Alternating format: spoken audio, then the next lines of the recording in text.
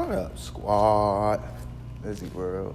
So y'all know I wasn't gonna let them lazy motherfuckers, you know what I'm saying, get to me. Plus I got something for them nut asses. But after a wild weekend of game ones in the NBA playoffs, I gotta give all my predictions and my surprises. The first thing that came to mind, or the first thing that I noticed from the game ones of the NBA playoffs over the weekend was that it was actually competitive as shit, and the superstars for the most part showed up, from Anthony Davis to James Harden to Victor Oladipo. They showed up. It surprised me over the weekend. It's a no-brainer, and it's my Pacers and how dominant they were against the Cavs. It's not the fact that we won. I had a feeling we was going to win because LeBron is 12-0 in first games.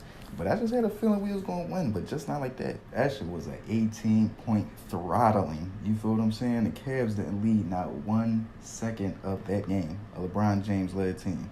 That shit was crazy. And don't give me that fucking triple-double shit. The nigga was 0 for 7 from the perimeter. And the teams that came out and lived up to the hype or the expectations for me are the Warriors. They came out, showed that they can flip that switch in the playoffs. The Thunder, they showed that the big three are going to show up and be the big three in the playoffs. And the Sixers, they showed they're dominant without Joel. Disappointing team to me, or should I say tandem, was CJ McCullough and Dame Lillard. Y'all only combined for 37 points compared to 72 that was put on the board by Jrue Holiday and Anthony Davis. Y'all going to be a quick out if y'all keep going like that. Now, have my expectations for the playoffs changed? I ain't going to lie. I got to say, yeah, slightly they have changed.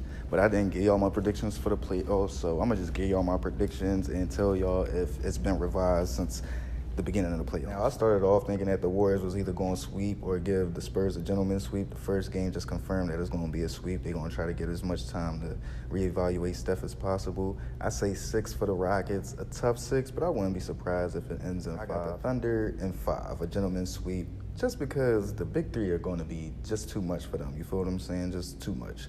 With the Pelicans, I got them in 6. Even though I had the Blazers in 7, it's looking like AD is going to be too much for them. Down to the Eastern Conference, I got the fucking Sixers in 5. I've been thought that. I think Wade is going to pull a game out. That's why I say a gentleman's sweep. When it comes to the Bucks, I think they just got too much talent and is eventually going to overwhelm the Celtics, so I got them in 6. I had the Raptors in like 6 or 7 games, but after the first game and seeing John Wall not being really integrated fully with his teammates yet, and seeing how Kyle Lowry and DeMar DeRozan finished that game, if they can finish the series the way they finished that game, then I got the Raptors in 5. On to my Pacers and Cavs. I had the Cavs in 5, I ain't gonna lie, but fuck that. I'm rocking with my squad. I got my Pacers in 6 for 2 reasons. For one, we look super hungry and just super aggressive. And for 2, LeBron and the Cavs look like lackadaisical. I just didn't like Bron's response when the reporter asked him about the loss. He tried to brush it off just because he came back from 3-1 on the fucking Warriors 2 years ago. It's like, if you're depending on coming back from 3-1 or 3-0 on every team,